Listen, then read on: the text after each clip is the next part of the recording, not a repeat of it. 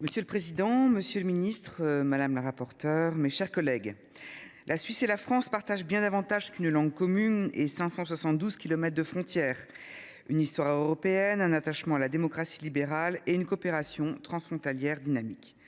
C'est ainsi que 200 000 Suisses résident de manière pérenne en France et 200 000 Français vivent dans les cantons suisses. En plus de ces importantes populations d'expatriés, 200 000 Suisses traversent chaque jour la frontière pour venir travailler en France, pendant que 220 000 Français font le chemin inverse pour aller exercer en Suisse. Au total, ce sont 800 000 nationaux de nos deux pays qui vivent de cette relation singulière entretenue par la Suisse et la France. Les liens noués par cet État, non membre de l'Union européenne, sont donc très forts, à l'instar de ceux qui nous unissent au Royaume-Uni. Si cette relation mutuelle entre nos populations peut paraître équilibrée, elle pose néanmoins un certain nombre de problèmes que je souhaite rappeler et qui sont inhérents à nos économies très différentes.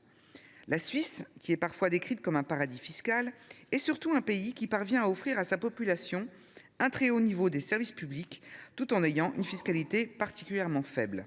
Sa productivité, son excellente industrie et sa fiscalité en font un îlot au milieu de l'Union européenne dont nous ferions bien de nous inspirer. La Suisse est le 3e pays de l'OCDE en matière de niveau de vie de ses habitants, quand la France n'est classée qu'au 9e rang.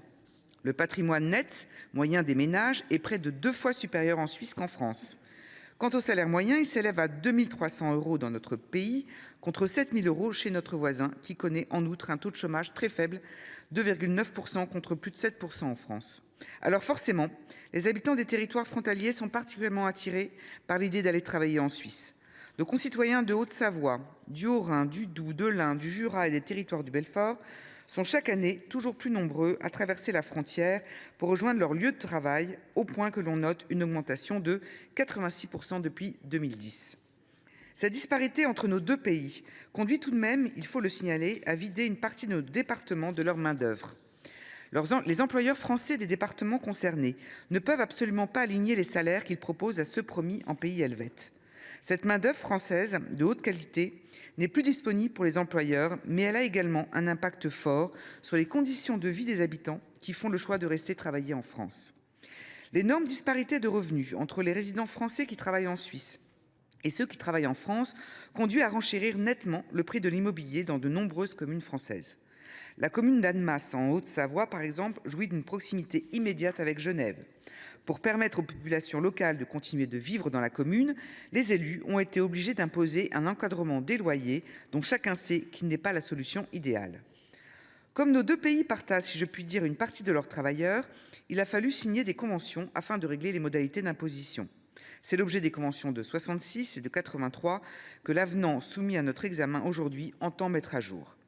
La question posée est celle du régime des télétravailleurs, notamment celui des résidents français qui, travaillant habituellement de l'autre côté de la frontière, exercent en partie leur métier depuis notre territoire. Afin d'éviter tout abus, cet avenant limite à 40 % la quantité de temps de travail que les travailleurs frontaliers peuvent exercer en télétravail. La signature de cet avenant est une nécessité. Il prend acte d'une situation qui existe de toute façon dans nos sociétés depuis la Covid-19, à savoir le développement du télétravail. Je souhaiterais tout de même insister sur un point qui n'est pas évoqué dans cet accord, c'est la question du régime social des travailleurs frontaliers, en particulier celui de l'assurance chômage. Les règles qui nous lient actuellement conduisent à ce que les travailleurs français cotisent pour leur chômage en Suisse, avec le très haut niveau de salaire que nous connaissons, tout en étant indemnisés par la France le jour où ils se retrouvent sans emploi. La disparité de revenus entre nos deux pays et les règles de licenciement sont beaucoup plus souples en Suisse qu'en France, qui sont à l'origine du déficit particulièrement important que nous subissons chaque année.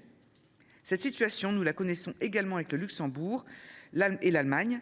Entre 2011 et 2023, la France a perdu 9 milliards d'euros à cause de cette disparité avec ses pays voisins. Mes chers collègues, nous voterons donc ce projet de loi, mais nous appelons avec beaucoup d'insistance à revoir les relations sociales qui nous lient avec les pays frontaliers et en particulier avec nos amis suisses. Je vous remercie.